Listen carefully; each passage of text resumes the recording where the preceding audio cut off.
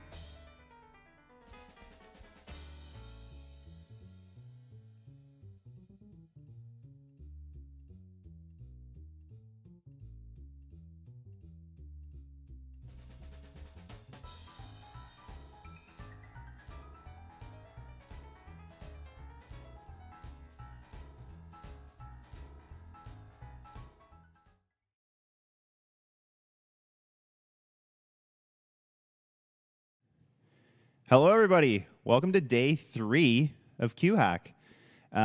We had a really fun time on Thursday, Friday last week with the in-person stuff. So those of you who came and who are watching this stream right now, thank you again for coming. It was a really great time.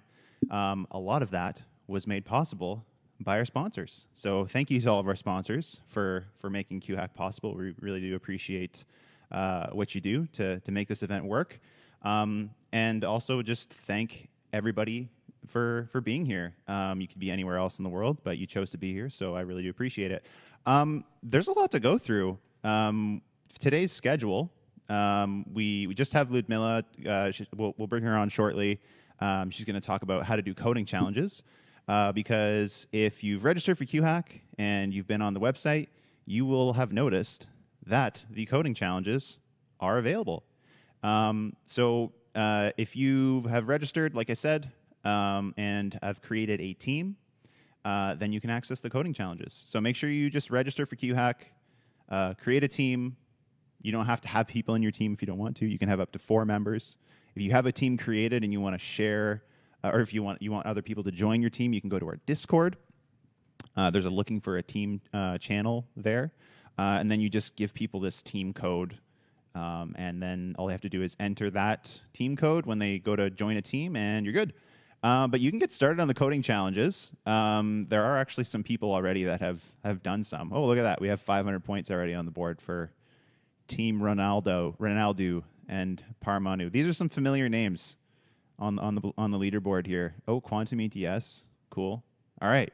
Yeah, so looks like people are already running around and doing coding challenges, frantically trying to climb the leaderboard. So that's really awesome. So yeah, this is supposed to be a pretty chill session here.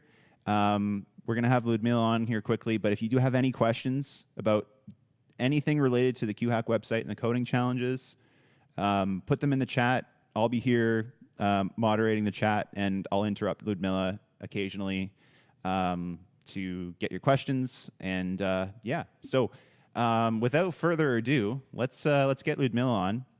Ludmila, how's it going today? Hello. It's been fine. What about you? Oh, I'm great, peachy. Kind of coming off that in-person event high, but we're still going. So yeah, QHack's got another like week and a half, so gotta keep that energy up. But yeah, let's jump right into it. Again, everybody in the chat, if you have questions, just plunk them in there. I can see the chat right here, so if you want to ask questions, please do. We'll get to them when it works. And yeah, Ludmila, you're going to talk to us about how to do coding challenges and just like run through the platform and all that jazz. So without further ado, the floor is yours. All right, I'll take it from here. First of all, thank you for inviting me. It's my pleasure to tell you guys a bit more about this. So let's take a look. Okay, we are in the coding challenge session, the website. Let's take a look. Why not the first one? So if you guys didn't check it out before, basically like when you click in one of the challenges, what you're going to see is like a left panel, which it contains like the challenge statement. This is basically the scope of the challenge, just like a theoretical introduction for the challenge, okay? Giving information about the nature of the problem. And on the right panel, you have actually the code. This yellow zones here, you cannot do much, you cannot edit, but every time you see a put code here, then you can put your code here, as I said. Okay, this challenge in particular is about trotterization. So probably we're gonna see something about Suzuki trotter product approximation, right? Okay, so as I said before, there is an explanation, briefly explanation about the theoretical part of the challenge, right?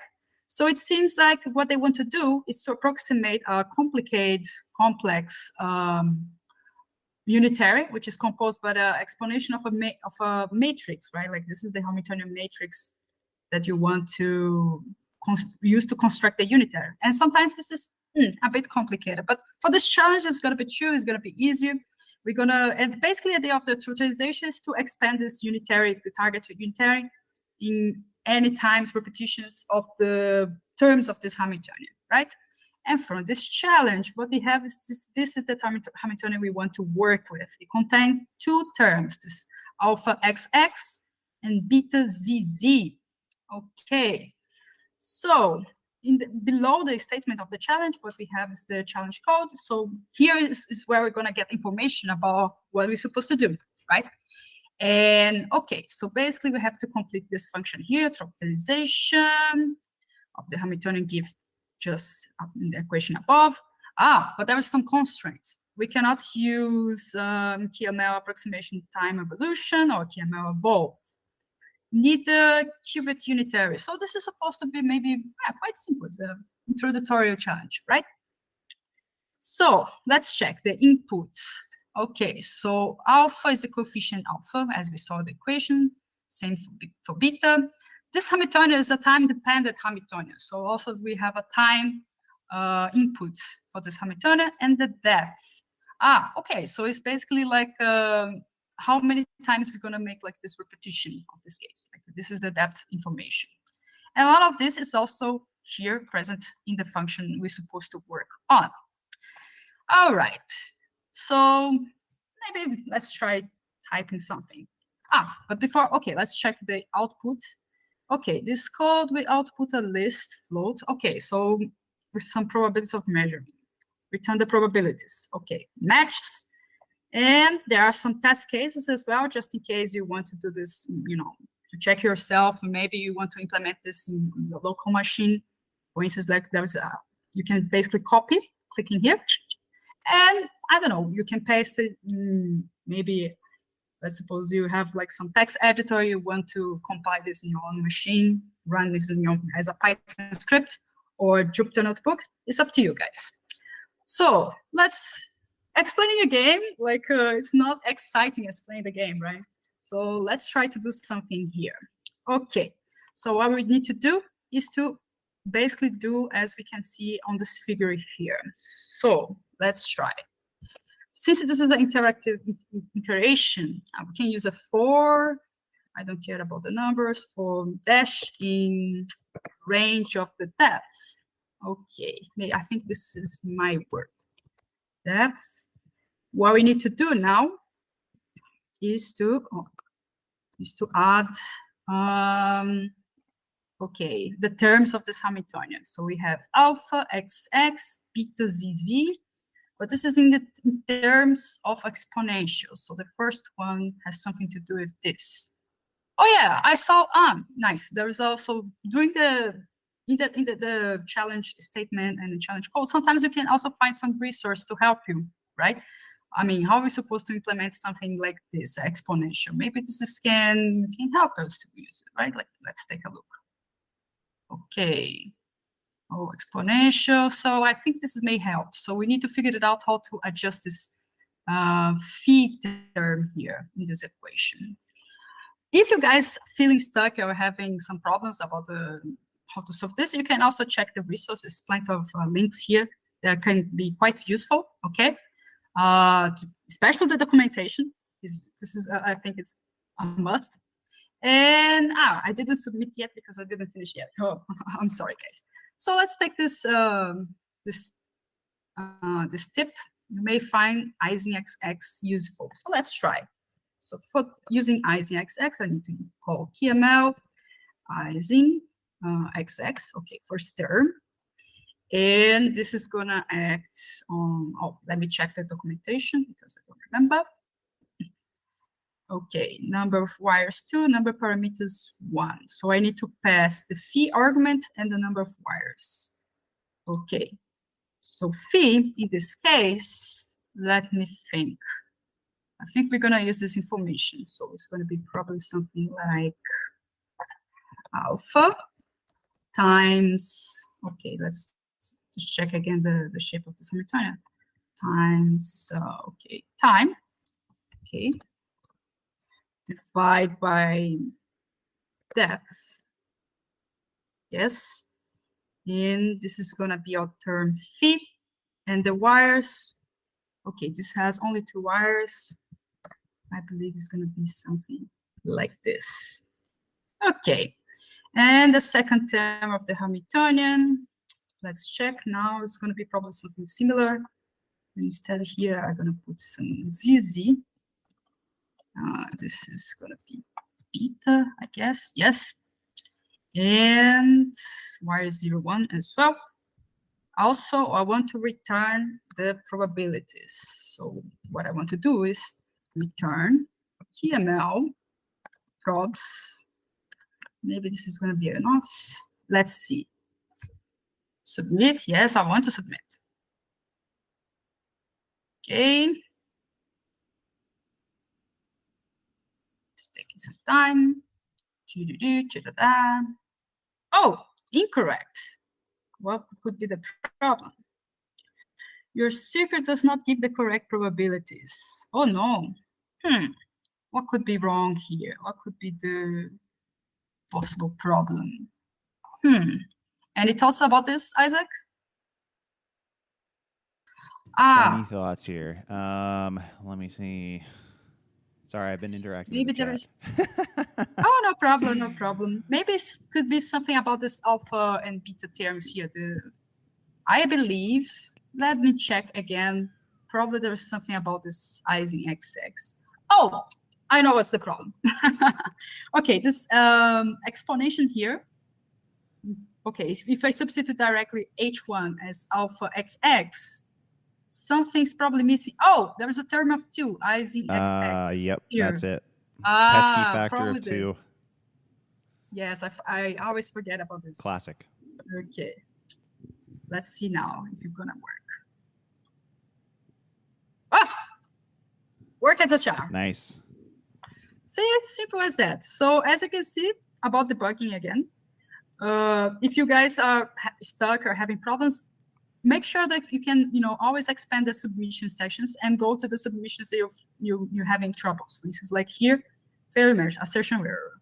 So it seems like okay, the circuit was working because it didn't return, I don't know, you have like some syntax problem or something like this. So from this output, you can also figure out like maybe what can be done. Or as I said, again, you can basically just copy the code and run like locally, just in case you want to check in your machine first, and then send to here. All right, guys, it was pretty much okay, I guess, quite simple. Any questions so far, Isaac? Yeah, no questions so far. Maybe actually it'd be good to go through how to submit like a support ticket. So yeah, here, I don't know if you've already tried to do that, Ludmila, but basically, if you do run into problems and you have absolutely no idea what's going on, or maybe you think that there's something wrong with the challenge, that has happened before. Although we did rigorously test the challenges, they're not, sometimes stuff happens, right? So, so maybe if you go to the support dashboard, so you're gonna have to exit the challenge there, and then go to support. Okay. I can go just to the support tab. Yeah, exactly. Okay. Yep. All right, yeah. So that's where you would go. You would just hit create new support discussion. And then usually before you go there, actually, sorry, Ludmila, you'd probably need to just copy the submission ID that just so that you can reference like your code that you submitted to the platform. Like if it was, yeah, there you go. You can also grab, this is great. We're just going through the website and all of its features. So you can copy the submission ID there. You can go back, Ludmila, if you can go back to the dashboard with, okay. Right. You can look at all of your submissions there. Right next to coding challenges, there's another tab at the top right there where all of your submissions are right there. Yeah. Yeah. Quick round of applause for our dev team for building the website. Quick round of applause. Clap, clap, clap, clap, clap. Yeah, so it's there. All of your code's there, which is really awesome. Hey, look, you can even get help from our support team right there. Look at that. So if you wanted to, from the submission that didn't work, click it right there. Okay, we have a question from Tutu Nanius. started doing the first coding All challenge and right. forgot about this stream. Is it good to do the tutorials before doing the challenges, or just skip them if you are already familiar with Penny Lane? This is a good question. The tutorial challenges are worth 0 points. They're literally just there to help you get familiarized with how the challenge platform feels and works. Also, if you aren't very familiar with Penny Lane, they are there for you to get started there too. If you go to pennylane.ai/challenges as well, these challenges are there too. They're just copy pasted versions of those challenges. We released like being able to do challenges right on pennylane.ai. A few months ago now. Yeah, so those challenges are there. They're there for you to just test out your ability to interact with the platform, all that stuff. So you don't have to do them. If you're familiar with Penny Lane, you can just go right ahead and tackle the proper coding challenges that are worth points. In fact, since it is a competition, and the tiebreaker between points is the amount of time you took to do the coding challenges, then you know what, I recommend, if you feel confident to just go right into the coding challenges, definitely do that, because then you'll climb the leaderboard and win stuff. So good question. Thanks so much. Is there anything else in the chat? No? Okay, cool. So I'll throw it back to you, Ludmila. So we went through the support tab there, going through like how to just submit a ticket. Relatively straightforward. There's many ways you can do that. Probably the most intuitive way is to just go to the submissions tab in the dashboard, go to the submission that you found was problematic, and click Get Help from our support team. And okay. That's all. That's about all I had to say there. And if there's any questions, keep them rolling. I'll do my best to get to them while we're chatting here. So that challenge was a simple trotterization. That was the challenge name, correct, Ludmila? Yes. As you can see on the platform, it shows it was completed. So that one is basically, this is the one. Right. Simple trotterization, and as a reminder again, 0 points. It's just a warm up, guys. Right. This is where it's not supposed to overcomplicating this kind of stuff. Yep.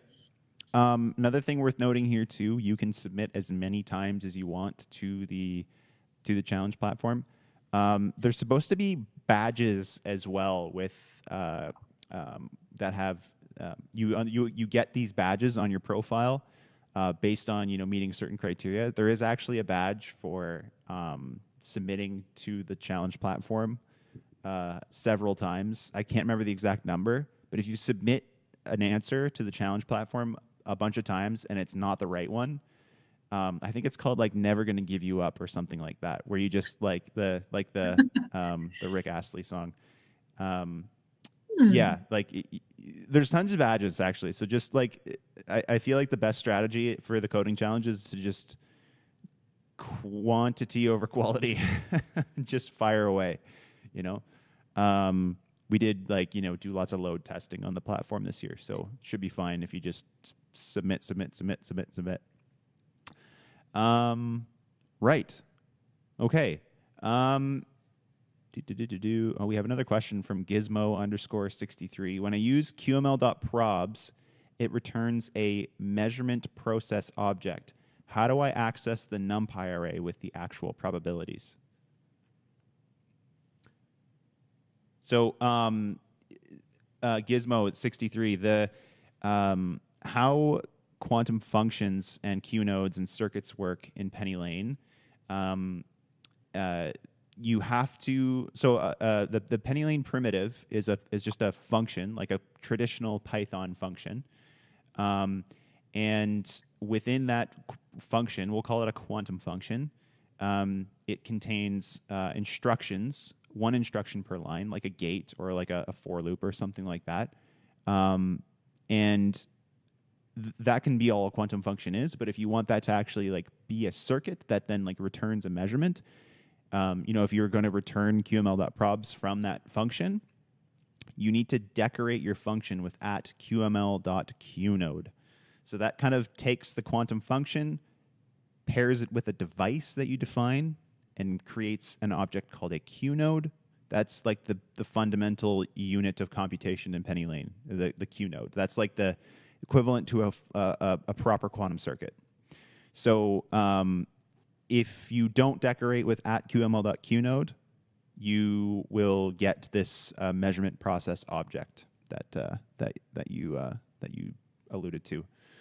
Yeah. So Ludmila, on the screen right now, there's a quantum function called trotterize. And Ludmila, if you just you can't take it away because it's in the uneditable section. Huh. Maybe I can try another challenge, which yeah, sure. You need to set up this decorator and the devices. What do you say? For instance, I think maybe this one contains something like this. Yeah, there you go. See? Yeah, so initialize a device and a decorator. Yeah, great example. So like maybe submit to this challenge and we can see the error in action. All right. So let me just take a look. Sure. Okay. So basically for this challenge, what we need is to make the secret we should do is this one, as you guys can see, right? So it contains 2 qubits, 2 wires. And I think for this one, we can use the default qubit, right? Yep. I think it's going to be more than enough. So I'm going to be, a bit lazy and just copy paste this part. So I already have defined here the number of wires and the device I would like to use for building this Q node. And in this case, to make this circuit actually a Q node and not a Q function, I'm just going to use QML, Q node, and specify the device. All right, said that. Let's see what else we need to do for the circuit. Okay, add gates. All right, so it contains a Hadamard, a CNOT, and a rotation wire. And we're going to measure both qubits. So we're going to measure like the expectation value of Z0 or and Z1. Okay, this tensor product here. Okay, let's see if I can do something here. Hadamard on wires. Okay, 0, the first wire. Okay, QML, CNOT, wires. So the control is the 0 one and target is the second one. So first the control and then the target for defining the the CNOT. And some rotation. Let's check just very quickly the inputs. The inputs contains information about the float angle. All right, it matches. So in this case, just go QML, rotation wire, wires, which wires I'm going to use? The first wire. I forgot to give the information. Angles, first argument is angles, then the wires. And the first one. Oh, I think the angle is just called angle, not angles. Sorry. No worries. Right. Sweet. Okay, you're gonna put here just to be more aesthetic and interesting. Put your color here. I'm such anarchist putting before. Oh no. Anyway, all right. And then what they want us to return is okay. I'll put QML expectation values. Okay.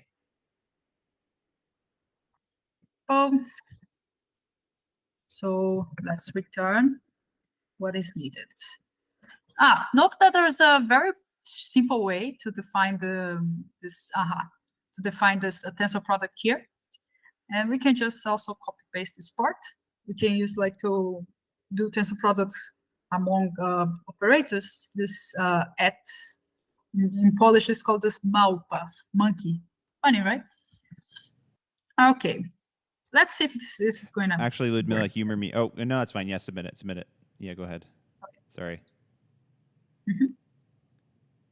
Cool. So that should come up correct in a moment.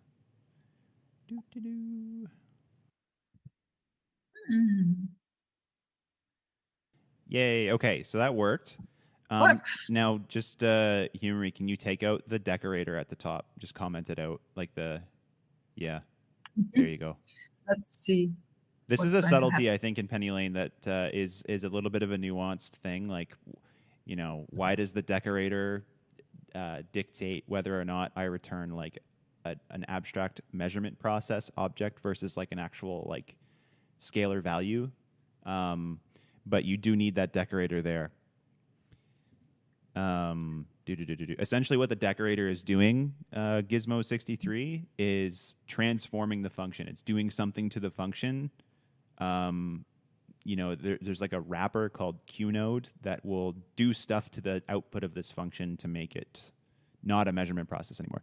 And so, yeah, exactly. The same error happens here. We get an expectation MP object. Yeah. Mhm. So basically, all you need to do is decorate with QML.QNode. That will make sure that the measurement process object you access like the actual value from that. Cool. Thanks, Ludmila. That was really helpful. We have another question from Andresu Lead. Yeah, I think Andresu Lead. Thanks so much for being in the chat. I think you're a Q hacker. You were at last year's QHack, from what I understand, and you were active in the chat last week as well. So welcome back. In the previous challenges, how long did it take for a group to complete everything? Surprisingly, not a lot of time.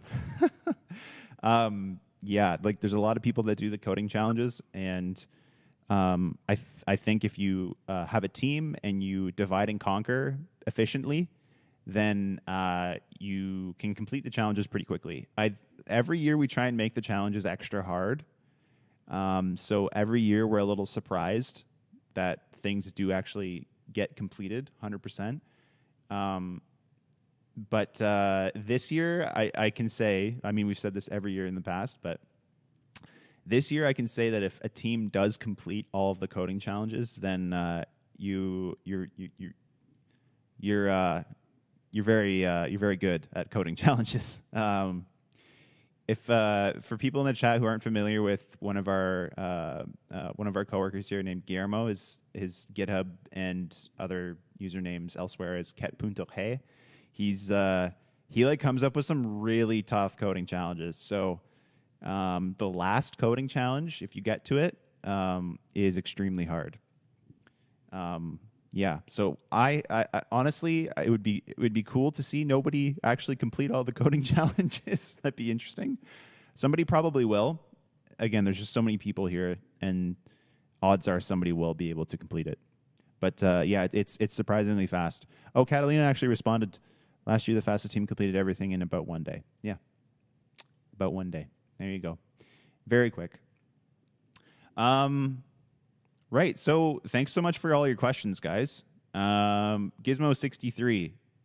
Does that kind of explain the like? Are you satisfied with that answer about measurement processes and why you need to decorate with @qml.qnode? Let us know. We have a question from Aravind _018. Is basic gates knowledge sufficient to start with the challenges? I would also make sure that you have some familiarity with Penny Lane. Like I would maybe if you have done stuff in Penny Lane before, then yeah, I would just go on and try the coding challenges. But honestly, if it cannot hurt to just try the tutorial challenges out.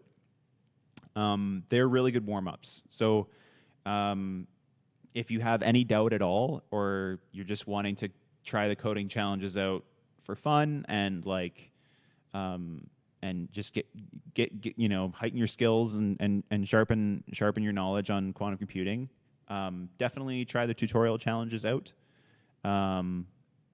Yeah, and then once you feel confident about like how the platform works, and like it does take a second to kind of just familiarize yourself with this interface and make sure you're comfortable working with it and submitting stuff to the platform for real points. So Aravind _018, maybe try out a couple tutorial challenges, maybe just to act as like a litmus test.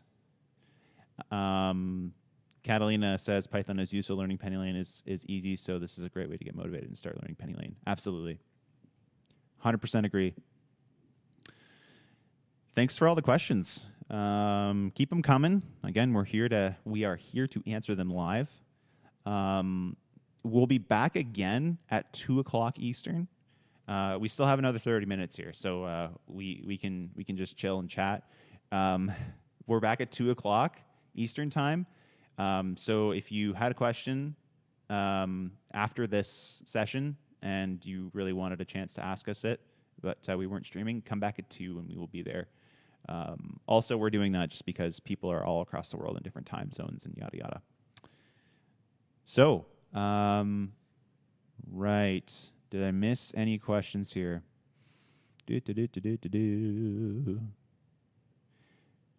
Can we see a PennyLane 101 example just on a notebook?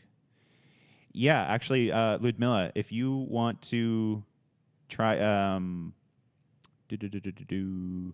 yeah, like Catalina, you're talking about like a tutorial challenge, right? If so, Ludmila, yeah, choose like any tutorial challenge, and then can you just like copy paste it into a notebook? We can show people how to do that.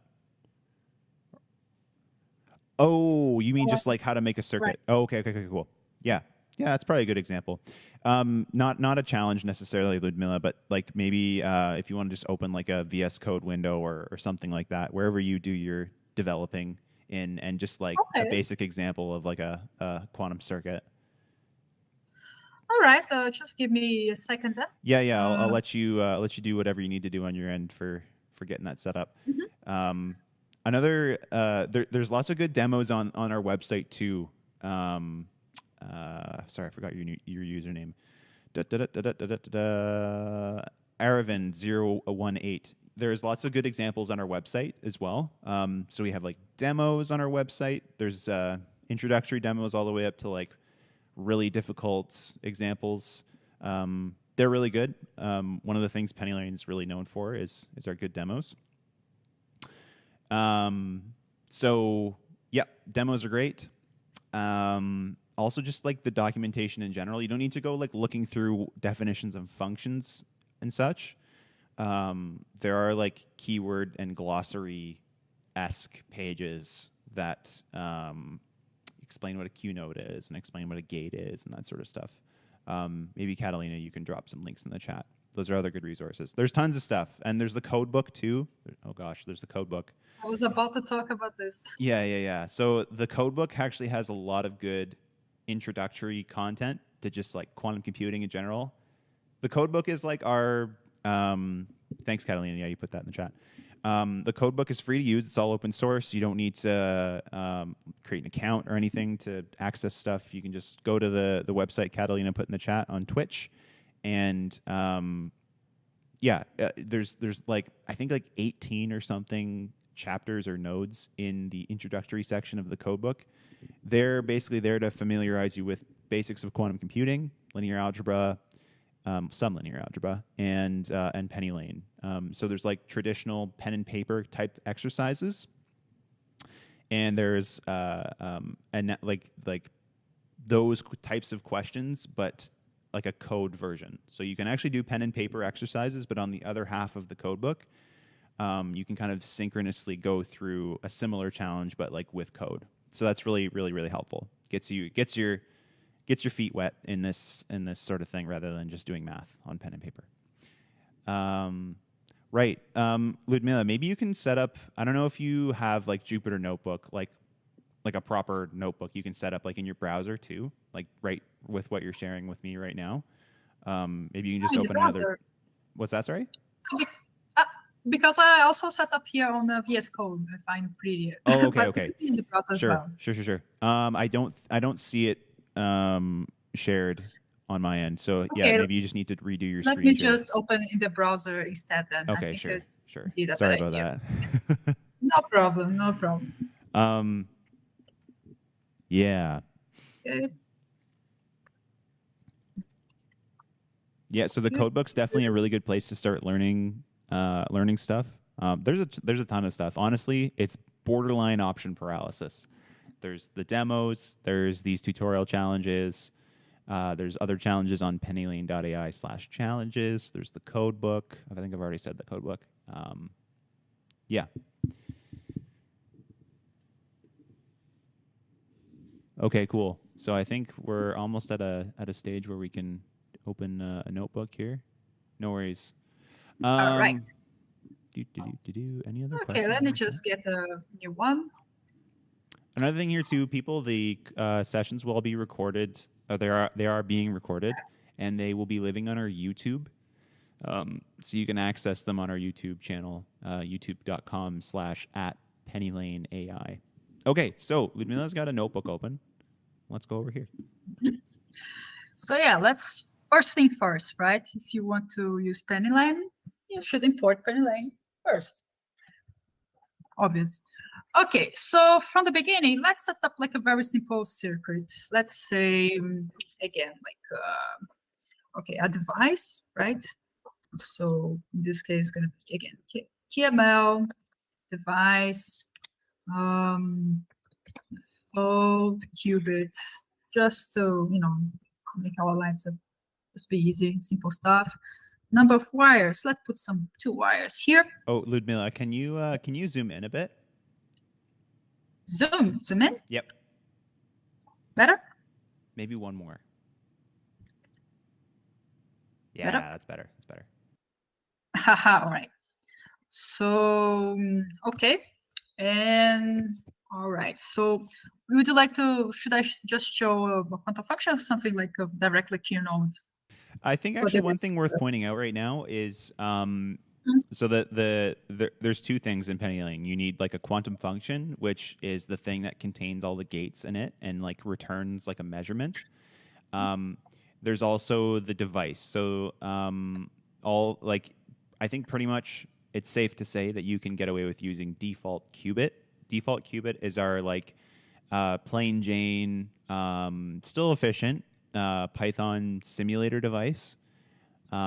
I wouldn't, if you're new to Pennylane, I wouldn't venture into the world of like different devices at this stage. I think there's maybe 1 or 2 challenges where you use default mixed, which is like a mixed state simulator. So like something that where we can introduce noise and where things have to be modeled by a density operator. Yeah, Catalina mentioned Lightning Qubit in the chat. Lightning Qubit is our very performant simulator. So that has like a C++ backend. If memory serves correct, I think everything on the platform just uses default qubit. We don't really need the performance boost, but definitely if you're using Pennylane yourself for research and stuff, use Lightning Qubit if it's possible.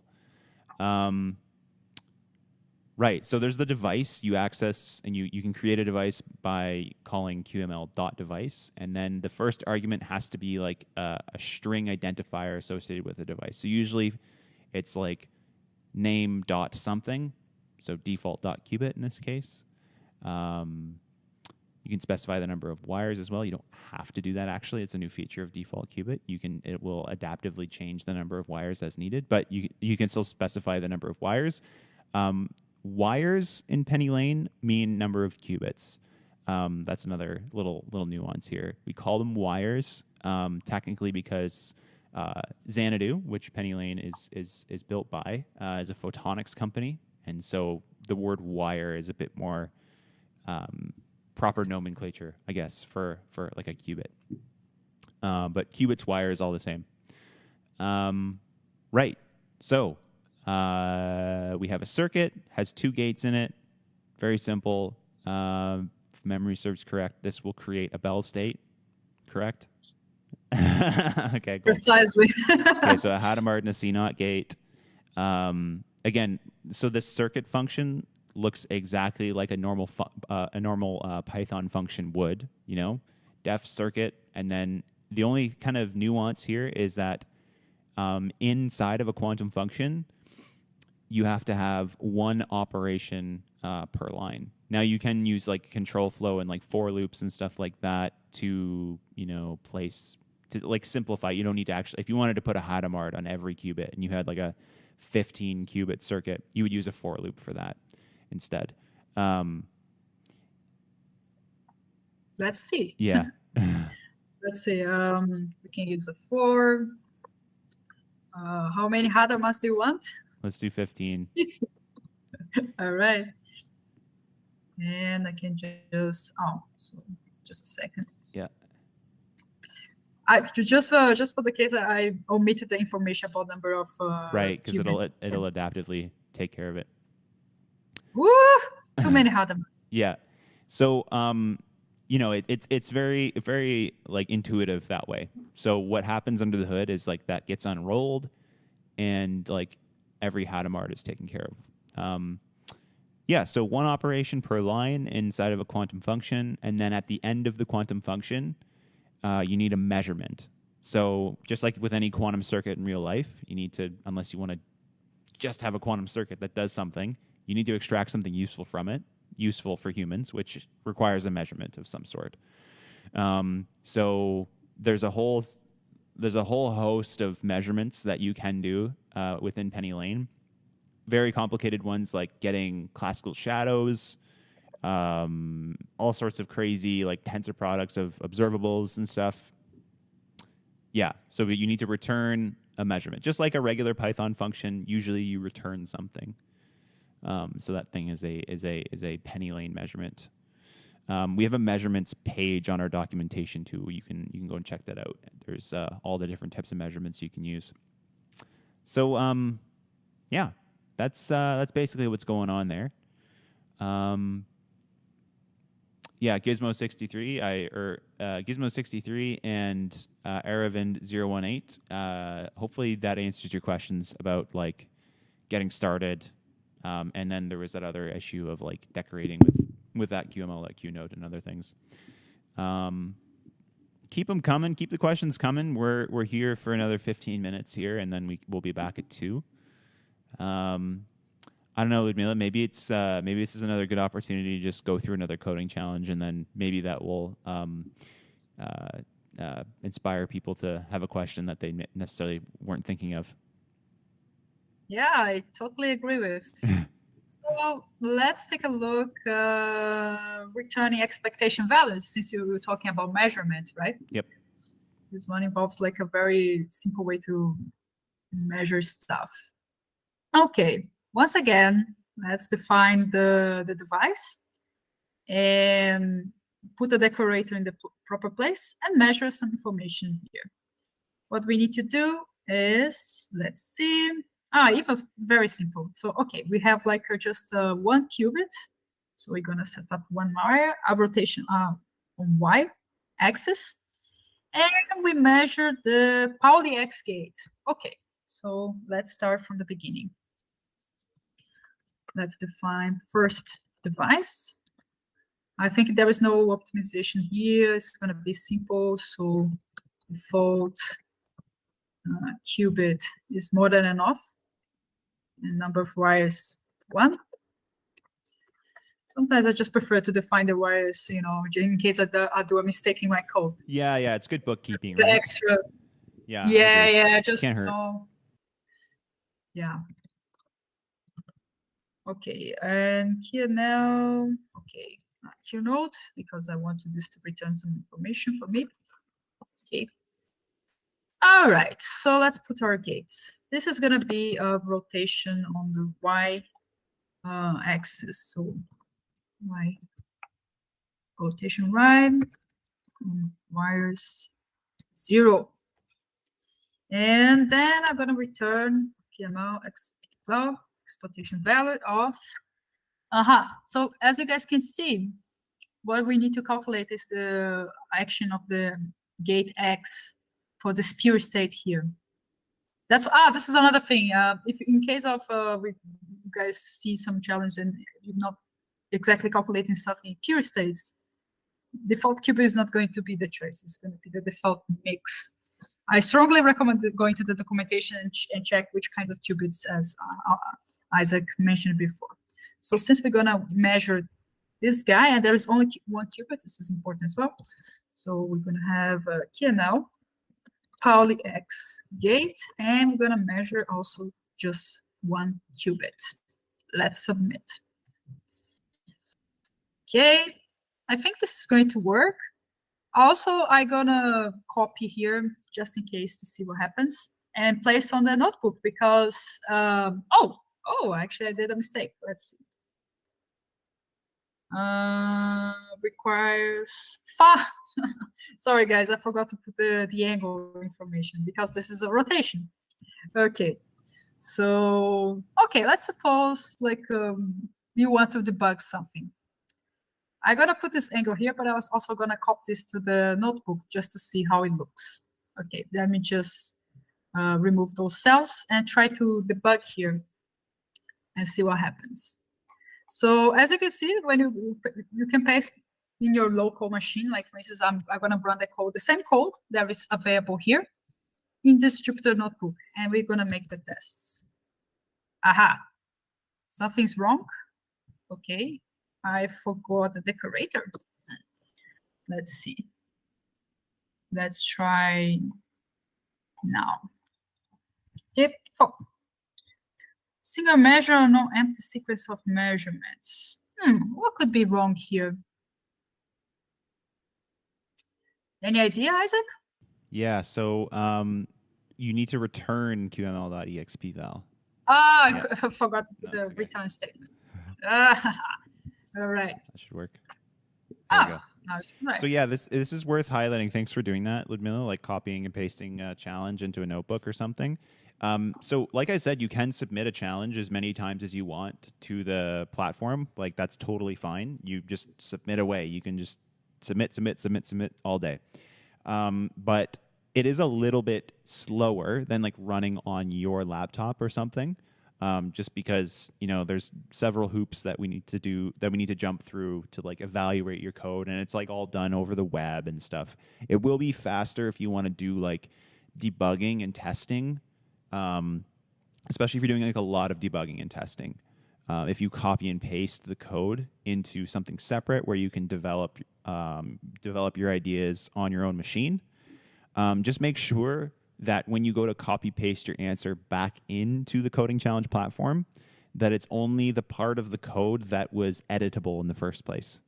So here in this environment that Ludmila has, you can edit everything, even the uneditable stuff that's on the coding challenge platform. But you just want to make sure that when you copy paste everything back in, that you copy just the part of the code that was editable in the first place. We have a question from MRKHMVY. Sorry. I'm trying to register with my own team of one. There's an error when I click on create a team. I get failed to fetch. What should I do? That's a good question, Mark. Or I'm maybe assuming your name is Mark, but it's not. I would just try refreshing the page. It sounds like something just went wrong there. But if that's not working, Catalina, maybe we can jump in and see what's going on there. Maybe we're having a load issue on the website. I'm not sure. But it sounds like you just need to, or log out and log back in again, refresh your browser, that sort of thing. That kind of sounds what's going on. But do let us know if you're continuing to have problems. All right. Well, if there are any more questions, keep them coming. We're here for another about 10 minutes. So, feel free to chat with us. Ludmila, have you ever participated in a QHack before as like a participant, like trying to win stuff? Actually, yes. In 2021. Okay. Yeah. Nice. Some time ago. Yeah, I was in the beginning of my PhD studies. Right. So me and my colleagues from the lab were like, this QHack thing, let's try. Yeah. We don't know Penman. Oh my god! But we managed anyway, like participate in the hackathon. Yep. And yeah, it was fun. Did you win anything? Indeed. No. In the end, in the middle of the week, we are like, oh my god, actually we have to come back to our papers. So unfortunately, we had to drop. Whoa. Yeah. Well, yeah. I think that was the first QHack. Well, that was the second QHack ever, because we had to skip 2020. But that was the first one where it was like everybody. Well, that was right in the middle of COVID, so like everybody was at home.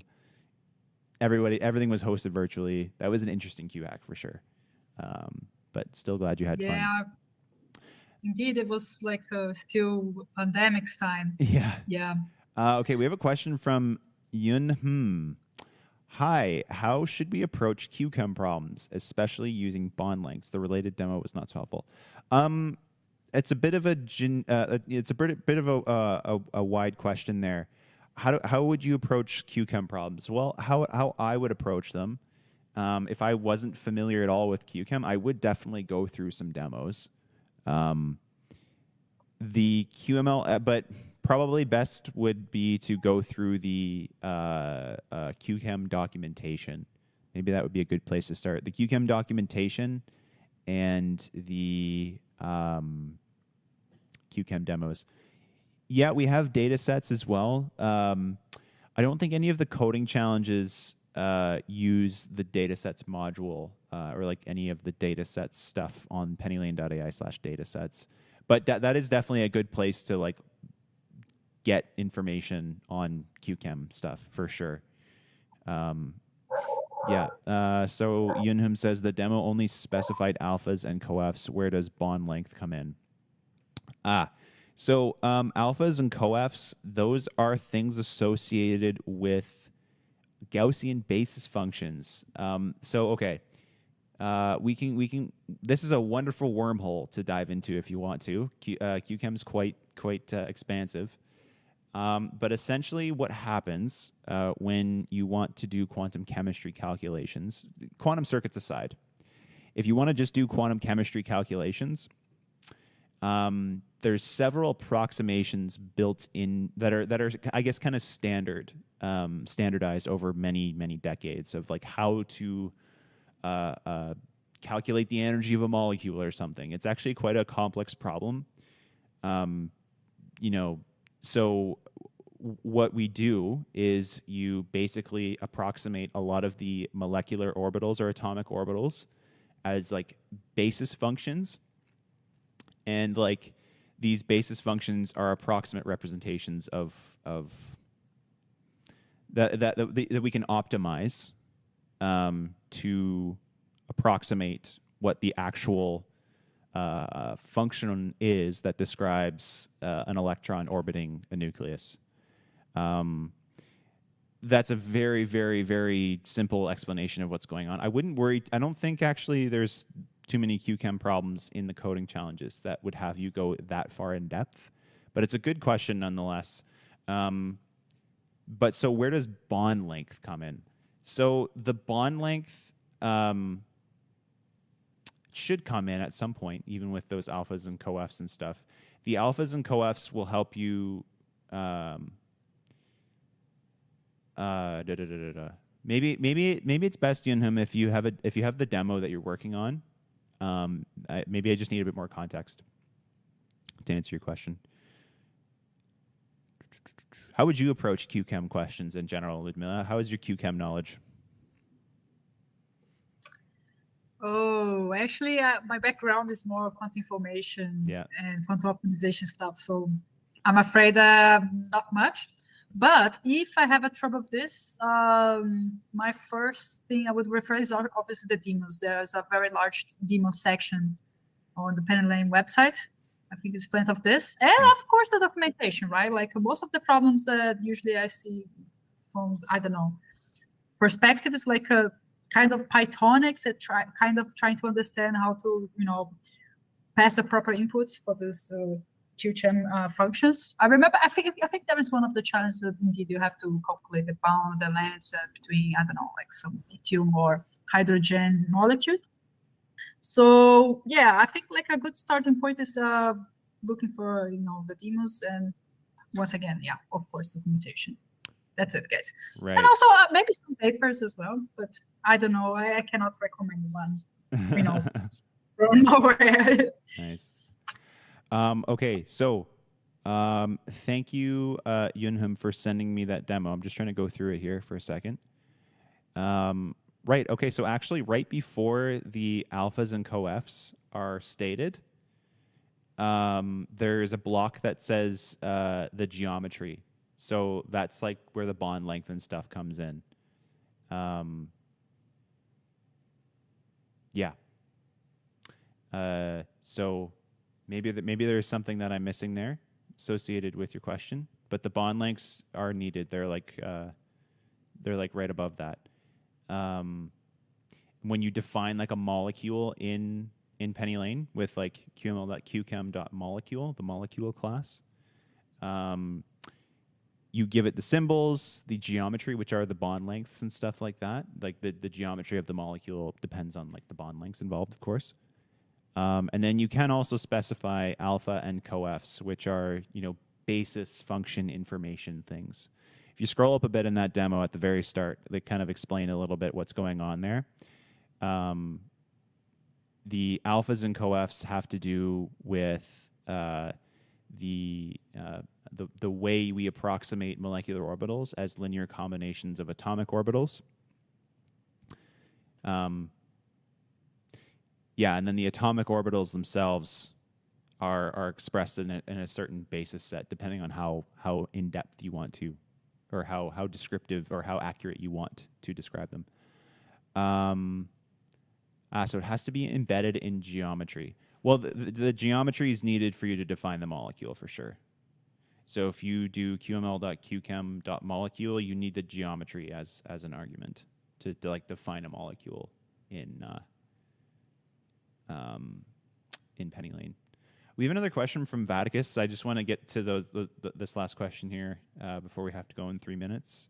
Vaticus, can everyone register for coding challenges yet? Does not allow me to pick a username. Yeah, you can definitely register for the coding challenges. If you're having troubles registering there, maybe if Vaticus, maybe you can let me know. Have you registered for QHack? And if you have registered for QHack, then if you should have a username already picked out. That should be there. Yeah, but if you've registered for QHack, then everything should be good. You should be able to access the coding challenges. In any case, I'll just put something in the chat quickly here too. You can email. Is there a help command? No, there isn't. Haha. It's can't log in, I think is what it is. Yeah, so if you do have a question about like registering for QHack and stuff like that, you can email us at admin@qhack.ai for help. It just sounds like there's a login or logistics error there, but we'll definitely be able to help you out. Okay, so I think we'll call it. You guys can keep asking your questions. Maybe best to do that like on the Slack channel, on the Discord, on our support discussion kind of area that Ludmila went through on the website. You can contact us there. You can email us as well. But I think we'll call it there. Ludmila, thanks so much for joining us. We'll be back at 2 o'clock. So we'll see Ludmila again. We're going to go through a very similar thing. But if you want to come back, if you're in this session, you want to come back and ask more questions, feel free to do so. And hopefully we get some other people that weren't able to reach this one because they're in a different time zone or something. But Ludmila, thanks so much for joining us. Have a great rest of your day. I'll see you in a few hours. Thank you. All right, cheers. See you later, and cheers. Bye-bye. Cheers. Okay, so that'll do it for now. Again, we'll be back at like 2 o'clock Eastern. Let me throw the schedule up here.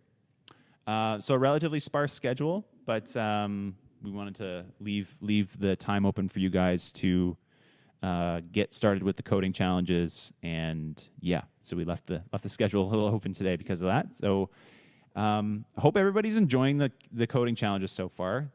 Today is like the kickoff of like the true online part of QHack. The coding challenges are also super fun. It's a mainstay of QHack all the time. They've gotten a lot better over the years too. We're really happy with how they turned out. We do have a ton of streams later this week. Actually, I will show you the QHack website. Let me just open this up here. Right. Okay. So if you wanted to check the schedule out, you go to online events, streaming sessions, and today is February 12th. So we have Ludmila joining us twice. We've completed the first session. We're going to come back at 2. On February 15th, we've got a ton of demos lined up from a lot of really cool people in the industry. It's going to be quite a busy day, but lots of really cool stuff going on there. So definitely come and check that out. Same with Friday, the February 16th. Tons of stuff going on from our sponsors.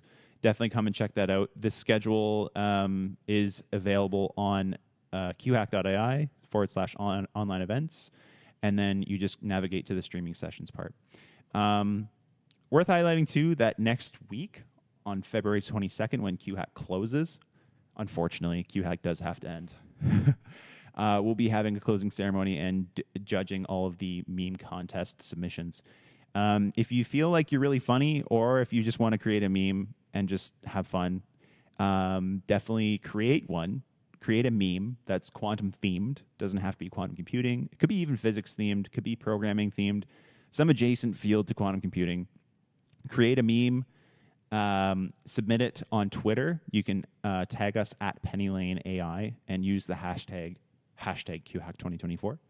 And I'm going to be going through all of the submissions and narrowing it down to like a top 16, and we kind of do like a bracketed style tournament on the closing event. Catalina, myself, and Ilan will be judging that. Yeah, should be a great time. Let's go back here. I want to give a quick shout out to our sponsors again. A lot of our sponsors are going to be doing demos on the 15th and 16th. They're up to a lot of cool stuff, and it's kind of nice to see what's going on in industry, what people are researching and stuff. So definitely come and check that out on the 15th and 16th. A lot of our sponsors will be talking there. But hey, that's about it for today, or not for today, for now. We're going to be back at 2. Thanks so much for joining. Really appreciate all the questions. Catalina. Vaticus, yes, it was a logging issue. Everything's fixed. Awesome. Glad to hear that. Catalina says QHack has to end. Yes, QHack does have to end, unfortunately. But it comes back.